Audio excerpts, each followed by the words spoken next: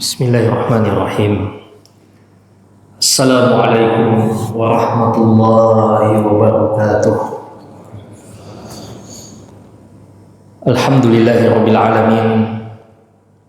Wassalatu wassalamu ala rasulihil amin.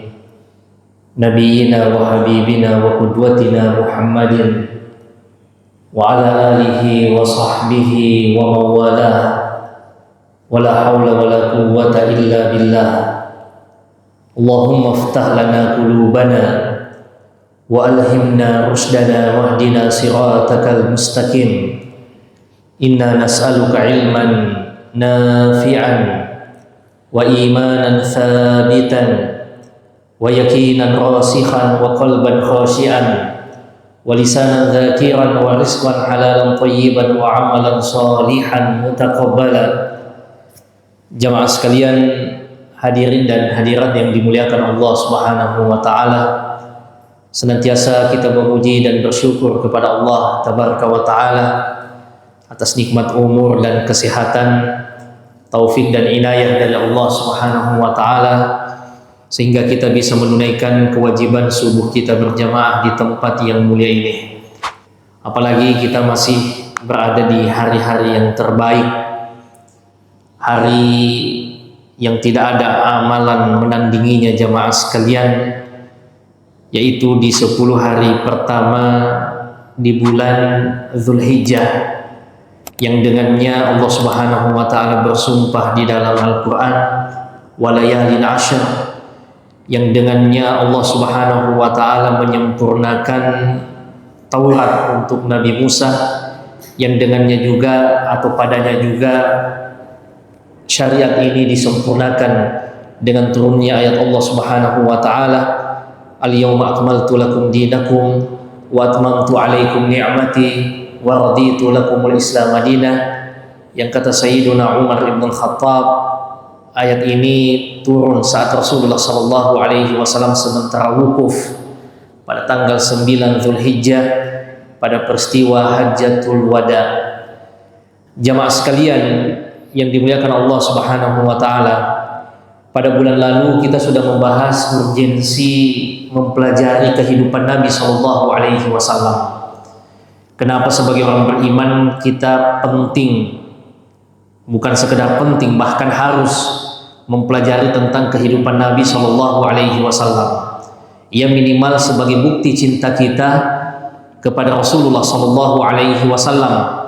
Karena hal yang paling minimal yang dimiliki oleh orang yang mencintai sesuatu adalah pengetahuan tentang apa dan siapa yang dicintainya. Pada kesempatan kali ini jamaah sekalian, yang akan kita bahas adalah latar belakang keluarga Nabi Shallallahu Alaihi Wasallam, nasab beliau, garis keturunan dari mana Rasulullah Shallallahu Alaihi Wasallam lahir. Ada satu keistimewaan orang Arab yang masih terjaga sampai sekarang jamaah sekalian, yaitu mereka mencatatkan dan menghafalkan nasabnya. Ya, beda dengan kita umumnya orang Indonesia, itu tidak terlalu memperhatikan hal yang demikian.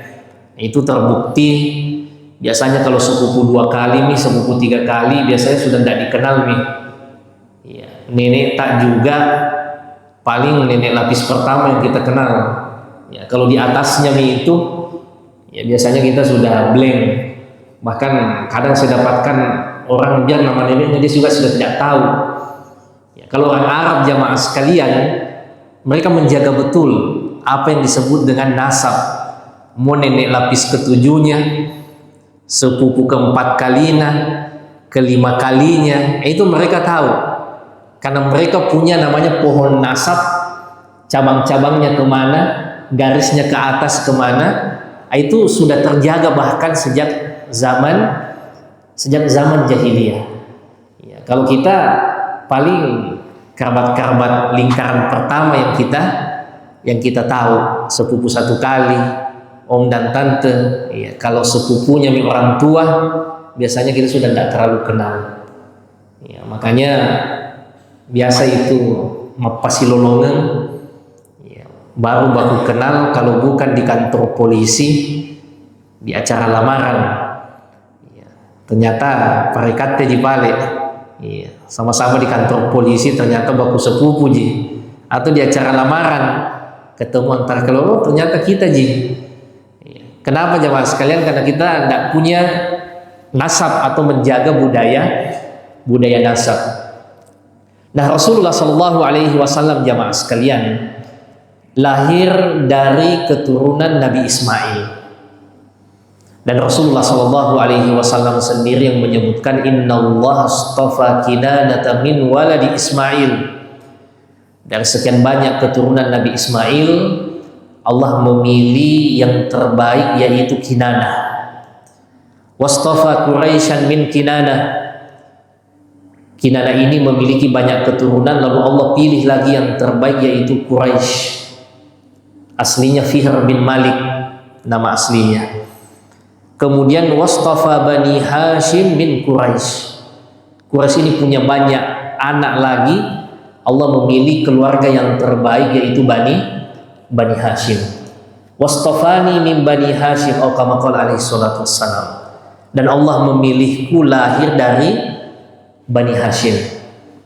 Jadi kalau kita lihat alur nasabnya Nabi Shallallahu Alaihi Wasallam, beliau betul-betul lahir dari keluarga yang terbaik. Dari sekian banyak keturunan Nabi Ismail, Allah memilih yang terbaik yaitu Kinanah. Kinanah punya banyak anak, Quraisy yang dipilih. Quraisy punya banyak, yang terbaik adalah Bani Hashim. Nah, Rasulullah Shallallahu Alaihi Wasallam lahir dari Bani Hashim ini jamaah sekalian. Rasulullah Shallallahu Alaihi Wasallam bernama Muhammad bin Abdullah bin Abdul Muttalib bin Hashim bin Abdi Manaf dan seterusnya ke atas sampai Nabi Ismail, ya, Nabi Ibrahim dan ke atas jamaah sekalian. Dan ini berbeda dengan tren kenabian sebelumnya. Yang selalunya Nabi itu selalu berasal dari Bani Israel. Makanya itu yang membuat orang-orang Yahudi terpukul, ya, karena mereka sudah beranak pinak di Madinah, ya, karena kajian mereka dalam kitab suci mereka bahwa penutup para nabi itu akan berada di tempat yang banyak kurmanya, diapit oleh harrotan, dua tanah hitam, yaitu Al-Madinah, Al-Munawwarah atau yang dikenal dahulu dengan Yathrib. Mereka sengaja datang ke sana karena tren kenabian selama ini selalu dari darah mereka, selalu dari Bani Ishak, Bani Israel. Tapi ternyata penutup para nabi itu lahir dari Bani Ismail. Itulah yang membuat mereka tidak bisa menerima jamaah sekalian. Ya, makanya pemimpin Yahudi di Madinah, ya, Huyai bin Akhtab mengatakan adawatuhu in bakina. Ini sebenarnya yang kita tunggu-tunggu, tapi kita tetap memusuhinya selama kita masih hidup. Nah, itulah kesombongan jamaah sekalian. Sama dengan iblis, ya, saat diminta untuk memberikan penghormatan kepada Adam, ana khairum minhu. Bagaimana mungkin ya Allah, padahal saya ini lebih baik daripada Adam.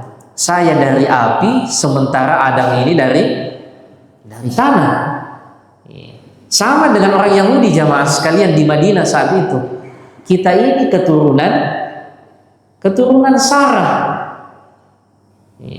keturunan Ishak. Nabi-nabi selalu datang dari kita. Tapi kenapa yang akhir ini datang dari Hajar? Keturunannya Hajar. Itulah kesombongan jamaah sekalian, mengukur orang dari darahnya, mengukur orang dari perkara fisiknya jamaah sekalian yang dimuliakan Allah Subhanahu wa taala. Rasulullah Shallallahu Alaihi Wasallam lahir dari orang yang bernama Abdul Manaf. Abdul Manaf ini jamaah sekalian disebutkan di dalam riwayat orang yang sangat dermawan. Sampai-sampai ya, diriwayatkan beliau itu tidak bisa makan kalau sendiri. Ya, saking dermawannya. Ya, kalau tiba waktu makan, tidak ada yang temani, dia tunggu di depan rumah, ada orang yang lewat, diajak makan. Kalau tidak ada juga orang yang lewat, ia berjalan dengan radius yang jauh untuk panggil orang temani makan. Ini kita berbicara Rasulullah belum lahir. Ini kakek lapis ketiganya Nabi Shallallahu Alaihi Wasallam. Tapi mereka sudah punya akhlak mulia. Sebagian dari akhlak mulia diantaranya adalah kedermawanan, kepedulian sosial. Dan mereka lah yang bertanggung jawab untuk menjamu peziarah yang datang ke Mekah, mengurusi makannya, mengurusi minumnya, jamaah sekalian yang dimuliakan Allah Subhanahu wa taala. Abdul Manaf ini punya beberapa anak yang menonjol. Di antaranya Hashim, Abdul Syams, Muttalib, dan Naufal. Inilah 4 anak laki-laki Abdul Manaf yang menjadi tokoh di tengah orang Quraisy. Dan saat itu orang di Mekah menghadapi musibah besar, yaitu musibah kelaparan. Karena mereka hidup di lembah yang tandus, tidak ada yang bisa tumbuh. Dampaknya jamaah sekalian, tidak ada yang bisa mereka konsumsi. Karena kebutuhan pokok kita itu hampir semuanya dari nabati. Gandum, beras, apalagi kentang, itu makanan pokok kita kebanyakannya dari tetumbuhan. Sementara di Mekah ini jamaah sekalian, tidak ada yang bisa tumbuh. Dan itu sudah dikeluhkan oleh kakek mereka dahulu, yaitu Nabi Ibrahim. Saat meninggalkan Ismail dan Hajar di kota Mekah, inni askantu min dzurriyyati biwadin ghairi dzi zar'in inda baitikal muharram. Ya Allah, saya tinggalkan anakku ini, keturunanku ini di lembah yang tidak ada sama sekali pohon yang bisa tumbuh. Inda baitikal muharram, di dekat rumahmu yang mulia, yaitu Ka'bah al-Musyarrafah. Nabi Ibrahim sudah merasa ini Mekah ini tidak cocok untuk manusia. Tapi mau gimana lagi? Perintahnya Allah Subhanahu wa taala, maka Nabi Ibrahim bertawakal, ia serahkan anak keturunannya kepada Allah. Bapak dan ibu yang pernah umroh, lihat Mekah itu bagaimana Mekah. Kalau Madinah masih mending. Ya, Madinah itu memang tempatnya kurma. Orang masih bisa bercocok tanam meskipun pada tumbuh-tumbuhan yang terbatas seperti kurma. Tapi kalau di Mekah itu tidak ada yang bisa tumbuh sama sekali. Belakang itu dirawat, disiapkan tanah dengan ongkos perawatan yang sangat tinggi, baru orang juga bisa lihat hijau-hijau. Lihat gunungnya coklat jamaah sekalian. Pasir, padang pasir panas. Makanya kalau orang mau pergi cuci mata bukan ke Mekah jamaah sekalian, lebih baik ke Malino. Hijau, segar, enak dipandang mata.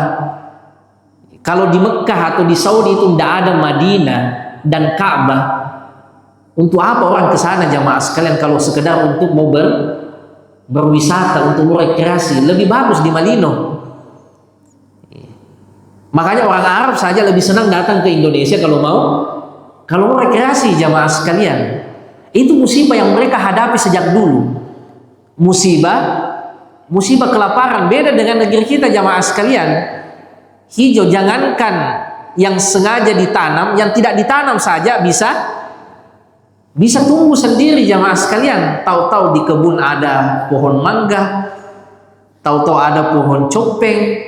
Padahal rasa-rasanya tidak pernah kita tanam jamaah sekalian. Biar paning, biar apa kelelawar yang bawa itu bisa tumbuh juga di kebun. Saking suburnya tempat kita jamaah sekalian. Nah di Arab disengajai, dirawat, tidak bisa tumbuh. Masalahnya makanan pokok kita berasal dari tumbuhan, sesuatu yang ditanam. Kan tidak mungkin kita makan kambing saja terus. Kambing terbatas, tidak mungkin juga itu terus kita makan jamaah sekalian. Itulah musibah yang mereka hadapi. Sampai jamaah sekalian, saking beratnya musibah mereka, kalau tidak ada sama sekali yang bisa dimasak, maka sudah mereka dirikan tenda di padang pasir dan menunggu datangnya kematian. Mungkin bagi kita ini tidak terbayangkan jamaah sekalian. Karena itu alhamdulillah kita berada ada dua kekuatan kita yang utama. Yang pertama, negeri kita alhamdulillah subur. Yang kedua jamaah sekalian, kekeluargaan kita luar biasa. Mungkin tidak merata kesejahteraan kita, tapi masih iri, malu kalau ada anggota keluarga yang kelaparan jamaah sekalian, sehingga yang lain membantu saudaranya yang lain. Tapi di Arab saat itu jamaah sekalian semuanya menderita. Maka 4 anak Abdul Manaf inilah yang rapat membuat inisiatif untuk memutar otak kira-kira gimana caranya supaya kita bisa bertahan hidup. Karena kalau begini terus kita akan punah. Tidak akan ada lagi namanya anak keturunan Quraisy di atas muka bumi ini. Mereka rapat jamaah sekalian, mereka menemukan solusi. Kumpulkan harta yang masih ada, kita pakai pergi berdagang. Keluar dari Mekah. Itulah yang diabadikan di dalam Al-Quran di surah Quraisy. Li'ilafi Quraisy. Karena kebiasaan orang-orang Quraisy yang menginisiasi itu kakeknya Nabi yang bernama Hashim bin Abdi Manaf. Usulan ini diterima, dan usulannya Hashim bin Abdi Manaf tidak sampai di situ.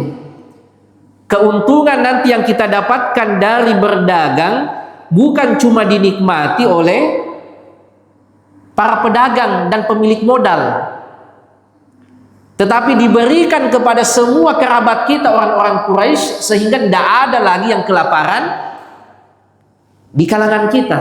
Ini unik jamaah sekalian, mereka ini masih penyembah berhala. Rasulullah belum lahir, mereka masih kaum pagan, tapi mereka sudah punya kepedulian yang luar biasa. Kepedulian kepada sesama, kepedulian kepada orang lain jamaah sekalian. Belum juga mereka mulai dagang, belum juga mereka untung, tetapi mereka sudah memikirkan orang-orang miskin, orang-orang lemah di antara mereka. Makanya Rasulullah Shallallahu Alaihi Wasallam mengatakan, innama bu'ithtu liutammima makarimal akhlak.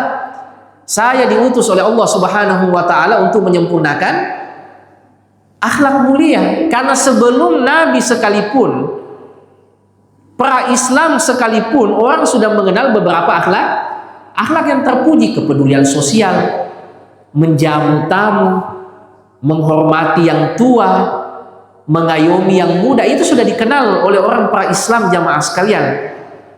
Jangan justru dengan datangnya Islam, justru nilai yang sebenarnya sudah ada di pra Islam justru hilang di kalangan kaum muslimin. Inilah nilai yang dikuatkan oleh Nabi. Makanya kata Nabi, abghuni bidu'afaikum, sensuskan saya, carikan saya orang miskin di antara kalian. Fa innama tunsaruna wa turzaquna bidu'afaikum. Allah masih berkenan menolong kalian.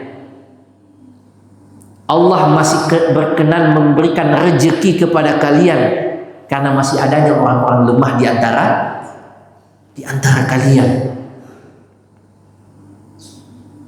Makanya Nabi Shallallahu Alaihi Wasallam peduli betul dengan orang-orang lemah jamaah sekalian. Ada orang miskin, Nabi Shallallahu Alaihi Wasallam punya seorang sahabat dari kalangan Arab Badui, namanya Zahir. Zahir ini jamaah sekalian orang Arab Badui, miskin, fisiknya juga tidak rupawan, sehingga tidak ada orang yang mau bersamanya, berteman dengannya. Tapi Nabi Shallallahu Alaihi Wasallam begitu cinta dengan sahabatnya ini. Beliau bahkan kadang bercanda, ia peluk dari belakang saat berdagang di pasar. Zahir pernah mau melepaskan pelukan Nabi, pas ia lihat, oh ternyata Rasulullah. Rasulullah bercanda mengatakan, siapa yang mau dengan sahabatku ini? Kata saya, ya Rasulullah, siapa yang mau denganku? Sudah orang Badui, Badawi, fisiknya tidak bagus, orang miskin lagi. Tapi kata Rasulullah Shallallahu Alaihi Wasallam, walakin anta indallahi ghal. Tapi engkau di sisi Allah Subhanahu Wa Taala sangat mahal. Rasulullah Shallallahu Alaihi Wasallam jamaah sekalian, begitu banyak ajaran sosial beliau, kepedulian sosial, karena itu sejak pra Islam, sejak kakek-kakeknya nilainya itu memang sudah ada jamaah sekalian. Makanya kita sebagai orang Islam mengaku sebagai pengikut Nabi Shallallahu Alaihi Wasallam, seharusnya semakin menguatkan nilai sosial tersebut, jangan malah sebaliknya. Kita sebagai umat Rasulullah Shallallahu Alaihi Wasallam tapi tidak tercermin pada diri kita. Mungkin ia umroh setiap tahun, banyak mobil di garasi, tapi ada kerabatnya jamaah sekalian yang sekedar sekolah saja tidak mampu. Ada keluarganya yang kesulitan sekedar untuk makan. Orang Quraisy jamaah sekalian, mereka ini masih sama-sama lapar, belum mereka dagang, tapi mereka sudah memikirkan di antara mereka, jangan nanti keuntungan hanya didapatkan oleh orang yang pergi berdagang dan pemilik modal, tapi kasih semua sehingga tidak ada lagi yang kelaparan. Ila fihim rihlatash syita'i was-shaif. Akhirnya usulan ini kemudian dilaksanakan. Mereka pergi berdagang di musim panas dan di musim dingin. Mereka keluar negeri, ke Syam, ke Damaskus, ke Palestina. Mereka pergi ke Yaman. Bahkan di antara mereka ada yang sampai pergi berdagang ke India. Ya, dan cara dagangnya luar biasa. Ya, kalau mereka ke Syam, selesai berdagang, mereka ambil barang-barang di Syam, kemudian bawa ke Yaman. Barang dari Syam mereka jual di Yaman. Habis dagangannya mereka beli barang dari Yaman, bawa lagi ke Syam, dijual lagi seperti itu. Sampai akhirnya jamaah sekalian, mereka sejahtera. Ya. Allah Subhanahu wa Ta'ala memberikan kesejahteraan dari perniagaan. Hashim bin Abdi Manaf, namanya pengusaha, sudah sukses. Suatu waktu ia pergi berdagang ke Syam. Ia transit di satu kota yang bernama Yathrib, yang kita kenal sekarang dengan nama kota Madinah. Namanya orang kalau sudah ada uangnya jamaah sekalian. Transit di Madinah, ia menikah lagi. Menikah dengan seorang wanita Madinah, ya, yang bernama Salma dari Bani Najjar. Ia menikah, tinggal beberapa lama di situ, istrinya hamil, Salma ini hamil. Lalu Hashim melanjutkan perjalanannya ke Syam, ke Damaskus. Ternyata qadarullah, Hashim ini meninggal di sana jamaah sekalian. Keluarganya di Mekah tidak tahu kalau Hashim ini sempat transit di Madinah dan menikah di sana. Bahkan punya anak. Nanti setelah anaknya lahir, diberikan nama Syaibatul Hamdi. Sudah agak tumbuh besar, ya, usia-usia anak-anak. Keluarganya di Mekah tahu bahwa Hashim dulu kakaknya pernah singgah di Madinah, menikah, dan ada anaknya, sudah agak besar anaknya. Maka adiknya Hashim yang bernama Muttalib pergi cek ke Madinah. Ketemulah dengan Salma. Ia lihat kemanakannya, ternyata betul ini anaknya Hashim. Ini anaknya kakaknya. Karena ia hidup dengan ibunya, maka Muttalib mengatakan, tak kalah bagaimana kalau dikumpulkan dengan saudara-saudaranya di Mekah. Karena orang tua berada di Mekah.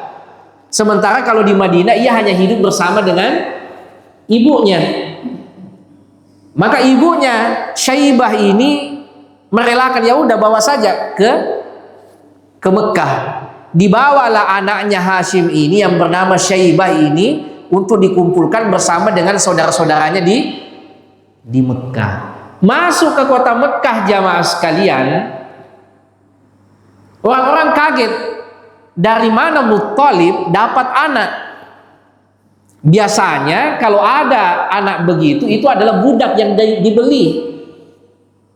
Makanya anak kecil ini dipanggil Abdul Muttalib, budaknya Muttalib. Padahal Muttalib mengatakan, la, bukan, ibnu akhi, ini adalah anaknya saudaraku.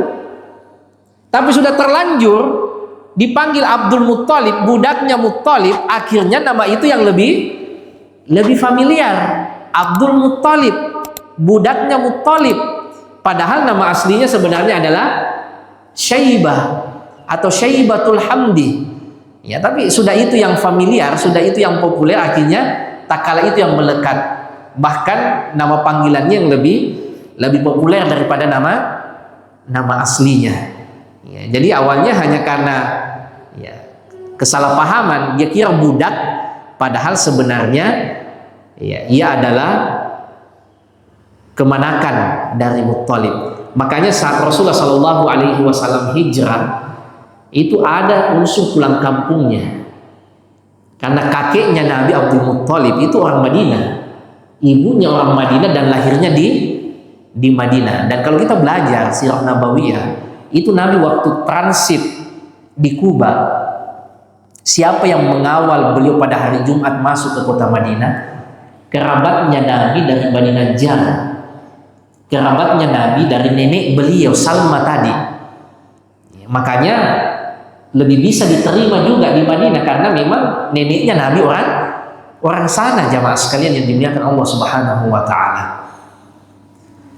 Tinggallah Syaibatul Hamdi Abdul Muttalib di Mekah, jamaah sekalian, bersama dengan pamannya dan saudara-saudaranya. Saat itu kepemimpinan ketokohan di Mekah yang paling menonjol tadi pamannya, karena sepeninggal Hashim dilanjutkan oleh Muttalib. Muttalib sebelum meninggal ia berwasiat, nanti kalau saya meninggal, yang melanjutkan kepemimpinan di keluarga dan di Mekah ini adalah Syaibah.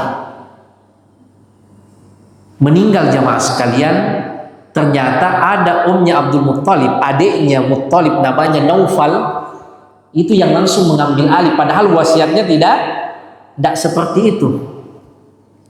Maka Syaibah atau Abdul Muttalib pergi ke kerabat-kerabatnya orang Quraisy, kenapa saya dikasih begini? Padahal sebelum meninggal pamanku berwasiat bahwa kepemimpinan keluarga dan kota Mekah ini dialihkan kepada kemanakannya, yaitu Abdul Muttalib. Tapi orang-orang Quraisy mengatakan, ya, sya'nuka wa sya'nu ammik, itu adalah urusanmu dan urusan pamanmu, kami tidak mau ikut campur, silakan baku atur. Akhirnya Abdul Muttalib minta bantuan sama paman-paman yang dari Madinah. Ya, diriwayatkan datang puluhan paman-pamannya dari Madinah cari Naufal. Ketemu dengan Naufal, ya Naufal ketakutan, akhirnya ia serahkan kepemimpinan itu pada Abdul Muttalib, kakeknya Nabi Shallallahu Alaihi Wasallam. Nah, di masa kepemimpinan kakek Nabi ini, Abdul Muttalib, terjadi dua peristiwa besar. Yang pertama, ditemukannya kembali sumur Zam-Zam. Zam-Zam itu pernah hanya jadi legenda, jamaah sekalian. Ditemukan di masa Nabiullah Ismail, dipakai sekian lama, kemudian tertimbun. Tidak ditahu lagi di mana itu Zam-Zam. Orang hanya cerita saja bahwa di sini dulu di dekat Ka'bah ada sumur namanya sumur Zam-Zam, tapi di mana, bagaimana akhirnya tidak ada yang tahu. Nanti di masa kepemimpinan Abdul Muttalib, ia mimpi. Ia mendapatkan mimpi dari Allah Subhanahu wa taala, di sini letaknya Zam-Zam, dekatnya makam Ibrahim, sekian hasta. Kemudian bangun, ia cek, ternyata betul digali, inilah Zam-Zam yang legendaris itu. Dan di dalam Zam-Zam itu ditimbun emas banyak. Ada patung emas, ada patung kijang dari emas. Maka tambah kayalah Abdul Muttalib, karena ia yang dapatkan harta karun itu. Dan ia kembali yang menemukan sumur Zam-Zam yang sejak masa Abdul Muttalib sampai sekarang, jamaah sekalian, selalu diambil airnya. Padahal di padang pasir, di negeri yang kering, tapi sampai sekarang tidak pernah habis airnya dikuras. Sejak masa Abdul Muttalib ditemukannya kembali. Peristiwa yang kedua, jamaah sekalian, terjadinya penyerangan Ka'bah Mekah oleh pasukan bergajah. Itu terjadi di masa kepemimpinan Abdul Muttalib. Kenapa bisa ada pasukan bergajah, jamaah sekalian, yang mau menyerang Mekah? Ya, itu kan yang digugat oleh orientalis. Di antara hal yang paling lucu katanya di dalam Al-Quran, kenapa di Mekah itu ada pasukan bergajah? Nah, tidak ada gajah itu di Arab. Kenapa bisa di Al-Quran ada disebutkan pasukan bergajah di Mekah? Padahal yang namanya gajah itu tidak pernah ada di Arab. Ya memang betul, pasukan bergajah ini asalnya dari Afrika, dari Habasyah, dari Ethiopia. Dulu orang-orang Nasrani di Yaman itu dijajah, ditindas oleh seorang raja. Maka di antara orang-orang Nasrani bersurat kepada Kaisar Romawi untuk menolong mereka, sampai surat mereka pada Kaisar Romawi. Maka Kaisar Romawi mencari kerajaan Nasrani yang paling dekat dari Yaman. Maka didapatilah Ethiopia. Maka Kaisar Romawi memerintahkan kepada Najasyi, raja Ethiopia, untuk mengirimkan panglima dan pasukannya untuk menolong orang-orang Nasrani yang ditindas di Yaman. Berangkatlah panglima terbaiknya yang bernama Abroha dari Habasyah ke Yaman dengan pasukannya, termasuk pasukan bergajah. Sampai di sana jamaah sekalian, mudah baginya untuk menolong orang-orang Nasrani yang ada di Yaman. Tapi ternyata orang Afrika ini kerasan tinggal di Yaman, dia tidak mau pulang ke Afrika. Maka untuk menyenangkan rajanya supaya diizinkan tinggal, maka ia membangun gereja besar namanya Quraisy, dari kata Qolansua. Saking besarnya jamaah sekalian, kalau orang pakai songkok itu, kalau ia lihat ujungnya itu jatuh songkoknya. Qolansua Quraisy, dengan harapan Abroha ini supaya diizinkan menetap di Arab, tidak usah kembali ke Afrika, untuk menyenangkan Raja Najasyi dan Raja Kaisar Romawi. Raja senang, cuma ada PR-nya Abroha. Apa artinya bangunan besar megah kalau tidak ada isinya? Hanya jadi monumen saja.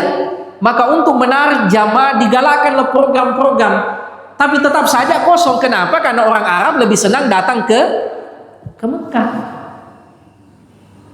Yang membuat Abroha tambah marah jamaah sekalian, itu orang Arab Yaman kalau mau buang air datang ke situ.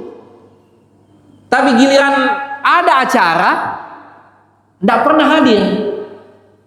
Itu yang membuat Abroha marah. Ini kayak penghinaan. Sama sebagian kita jamaah sekalian, nanti singgah di masjid kalau mau buang air. Kalau waktu sholat dia tidak mau singgah di masjid jamaah sekalian. Kalau mau buang air cari di mana masjid. Tapi waktu sholat jamaah sekalian, dia tidak terpanggil untuk mau singgah di masjid. Seperti itu dulu orang Arab Yaman, penghinaannya terhadap bangunannya Abroha. Maka Abroha marah besar, dan ia sampai pada satu kesimpulan, ini tempat tidak mungkin ramai kalau masih ada Ka'bah. Mumpung masih ada gajah, maka kita kerahkan ini pasukan yang masih ada untuk cungkil itu Ka'bah. Tidak akan mungkin ramai ini Quraisy kalau masih ada Ka'bah. Maka berangkatlah pasukan yang asalnya dari Afrika ini jamaah sekalian, lanjutkan misinya untuk ke Mekah. Saat mau masuk kota Mekah jamaah sekalian, ia lihat peternakan unta yang sangat besar, sangat luas. Itulah milik kakeknya Nabi SAW, Abdul Muttalib. Dirampas semua.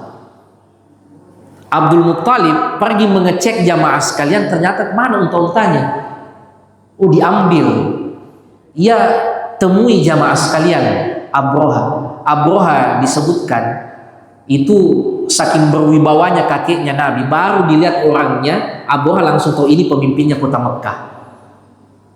Bahkan saking berwibawanya kakeknya Nabi itu, Abroha sampai turun juga duduk di bawah dan bicara. Abdul Muttalib minta, mana unta-unta saya? Kata Abroha, urusan saya ini ke Mekah bukan sekedar unta, saya mau menghancurkan Ka'bah. Tapi kata Abdul Muttalib, mana unta-unta saya? Kata Abroha, tadi saya lihat engkau ini sangat berwibawa, dan langsung saya paham bahwa engkau ini pemimpin kota Mekah. Tapi ternyata urusanmu hanya unta, padahal ini Ka'bah yang mau saya hancurkan. Disitulah Abdul Muttalib mengatakan perkataan yang tercatat sampai sekarang, ana rabbul ibil wa ammal bait lahu rabbun yahmih. Saya ini hanya pemilik unta. Adapun Ka'bah itu ada pemiliknya sendiri, itu urusanmu dengan pemiliknya. Kalau unta itu urusanmu sama saya, kan itu punyaku. Tapi kalau Ka'bah bukan urusanku, karena bukan saya yang punya. Saya cuma mengurus saja. Kalau kau mau hancurkan Ka'bah, kau mau apa-apai Ka'bah, itu urusanmu dengan pemiliknya. Lahu Rabbun yahmi, ada pemiliknya sendiri. Orang-orang Quraisy akhirnya berlarian jamaah sekalian berlindung ke atas gunung. Masuklah pasukan bergajah ini, yang gajah paling besar namanya Mahmud, yang disebutkan oleh Imam Ibnu Katsir. Dan saat mau masuk di kota Mekah, itu Mahmud bersama dengan gajah-gajah yang lain tidak bisa masuk ke dalam. Kalau dikasih belok ke kanan, goyang. Dikasih belok ke kiri, mau digoyang. Atau tak kala disuruh balik, lari balik. Tapi kalau disuruh maju ke depan, dia tidak mau jamaah sekalian. Sehingga lari justru gajah-gajah ini, tersisa sebagian kecil. Gajah yang tinggal dipaksa, lalu terjadilah peristiwa yang disebutkan di dalam Al-Quran itu jamaah sekalian, yang kejadiannya di Mina Jadid, bagian dari Musdalifah. Ada wadi di Musdalifah itu turunan yang dijadikan sekarang bagian dari wilayah Mina. Karena wilayah Mina sudah sempit sekali, maka sebagian dari wilayah Musdalifah itu dijadikan bagian Mina, namanya Mina Jadid. Asalnya sebenarnya bukan Mina, Musdalifah. Kejadiannya kurang lebih di sekitaran situ jamaah sekalian, di wadi di situ. Di situ dihujani batu. Pasukan Abraha, dan itu terjadi di masa kepemimpinan Abdul Muttalib.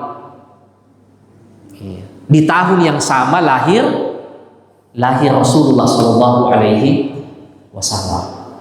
Kemudian jamaah sekalian yang dimuliakan Allah Subhanahu Wa Taala, Abdul Muttalib ini berada pada puncak prestisnya orang Quraisy. Kenapa jamaah sekalian? Ia pemimpin, ia orang kaya raya, dan banyak anaknya. Dulu orang Arab jamaah sekalian nanti dikatakan sukses kalau dua, banyak hartanya dan banyak anaknya. Makanya di dalam Al-Quran nilai itu yang ditonjolkan, al-malu wal banun, harta dan keturunan. Karena bagi orang Arab prestis itu anak dan harta, dan biasanya memang fitnah dunia itu pada dua itu, harta dan anak. Nah ini Abdul Muttalib ada semua nih, pemimpin nih, banyak hartanya, apalagi setelah ditemukannya harta karun di sumur Zam-Zam, juga memiliki banyak anak. Saking banyaknya anaknya jamaah sekalian, sampai ia keceplosan, kalau istriku hamil lagi dan yang lahir anak laki-laki, maka saya akan sembelih sebagai wujud syukur saya. Ternyata hamil tojeng istrinya, dan betul-betul anak laki-laki. Tapi pas lahir menyesal Abdul Muttalib, ia mengucapkan itu jamaah sekalian, ternyata anak yang lahir ini anak yang paling gagah, paling lucu, paling ia cintai. Itulah Abdullah, ayahnya Nabi SAW. Tapi bagaimana sudah terlanjur bernadar, maka ia pergi meminta fatwa pada kahin, pada dukun. Kira-kira bagaimana caranya batalkan? Kata kahin, undi ia dengan 10 ekor unta. Diundi jamaah sekalian, tapi masih nama anaknya yang naik. Kata dukunnya tambah lagi, kasih cukup 20. Ditambah lagi masih nama anaknya. Kata dukunnya tambah lagi, kasih cukup 30. Nanti 100 jamaah sekalian, 100 ekor unta. Baru unta ini yang naik namanya. Akhirnya Abdul Muttalib lebih memilih menyembeli 100 ekor unta daripada menyembeli anaknya. Makanya dalam satu riwayat Nabi menyebutkan, ana ibnu Zabihain, saya ini anak dari dua orang yang hampir disembelih, anaknya Nabi Ismail dan anaknya Abdullah. Ya, ini bahayanya jamaah sekalian, sedikit-sedikit bernadar. Ya, bernadar itu tidak dianjurkan, tapi kalau sudah diucapkan menjadi wajib, dan itu tidak akan merubah takdir. Ya, tapi kadang orang ya sedikit-sedikit bernadar. Nah, itu terjadi pada kakeknya Nabi SAW. Ternyata anak yang lahir ini justru anak yang paling ia cintai. tumbuhlah Abdullah jamaah sekalian menjadi anak kesayangannya Abdul Muttalib. Lalu ia dinikahkan dengan wanita terbaik di kota Mekah, Aminah. Namun qadarullah, ternyata ia meninggal saat masih pengantin baru, saat istrinya lagi hamil, yang saat itu yang dalam kandungan adalah Rasulullah Shallallahu Alaihi Wasallam. Makanya Abdul Muttalib terpukul sekali waktu Abdullah wafat, meninggal, dan Abdul Muttalib senang sekali saat cucunya Muhammad lahir. Abdul Muttalib jamaah sekalian ialah yang memberikan nama kepada Rasulullah Sallallahu Alaihi Wasallam Muhammad. Wa hadzal ism lam yakun ma'rufan indal Arab. Padahal saat itu nama Muhammad itu sangat jarang sekali dipakai oleh orang Arab. Lihat mungkin ada tidak sahabat namanya Muhammad. Kalau Abdullah, Abdurrahman, Khalid, Utsman, Yazid dan yang lainnya banyak. Tapi kalau Muhammad, sepertinya cuma satu saja, Muhammad bin Maslamah. Karena itu tidak populer. Berkebalikan sekarang, dan maksudnya nama yang justru populer sekarang paling banyak digunakan justru nama Muhammad. Nama yang paling banyak digunakan sekarang, dan apalagi untuk kita orang Indonesia dan orang Malaysia. Pokoknya kata pertama itu harus Muhammad. Nanti kata kedua silakan pilih apakah Muhammad Fauzan, Muhammad Raihan. Pokoknya kata pertamanya harus Muhammad. Nah, inilah jamaah sekalian gambaran latar belakang keluarga Nabi Shallallahu Alaihi Wasallam. Nabi itu bukan lahir dari keluarga yang tidak terpandang. Nabi lahir dari keluarga yang paling terpandang di kota Mekah. Makanya nanti orang Quraisy itu bingung sebenarnya apa maunya Muhammad. Kalau dia mau jabatan, dia ini anak bangsawan. Kalau ia mau harta, dia ini bukan orang miskin. Cucunya Abdul Muttalib, cucu kesayangannya Abdul Muttalib, bangsawan besar di kota Mekah. Apa maunya? Makanya ditawarkan dunia, dan memang bukan untuk tujuan itu Rasulullah Shallallahu Alaihi Wasallam berdakwah jamaah sekalian. Nah, inilah gambaran latar belakang keluarga Nabi Shallallahu Alaihi Wasallam. Ya, nasab beliau. Nah, ini bagus juga nanti kalau kita pulang cek kembali garis keturunan kita jamaah sekalian. Ya, biasanya ada rumpun-rumpun keluarga itu. Ya, tanya lagi orang tua, tanya paman-paman kira-kira gimana dulu ya perjalanan. Jangan sampai ya kita terhubung ya ke Sultan Hasanuddin atau kemana jamaah sekalian. Saya kira ini mudah-mudahan ada manfaatnya ya, dan minimal dengan banyak kita mengkaji tentang Nabi Shallallahu Alaihi Wasallam ya, banyak kita bersalawat untuk Rasulullah Shallallahu Alaihi Wasallam, dan yang paling penting tentu saja bagaimana nanti kita meneladani dan menghidupkan sunnah-sunnah beliau. Wassallallahu ala sayyidina Muhammad wa ala alihi wa sahbihi wa sallim, wa akhiru da'wana alhamdulillahi rabbil alamin. Wassalamualaikum warahmatullahi wabarakatuh.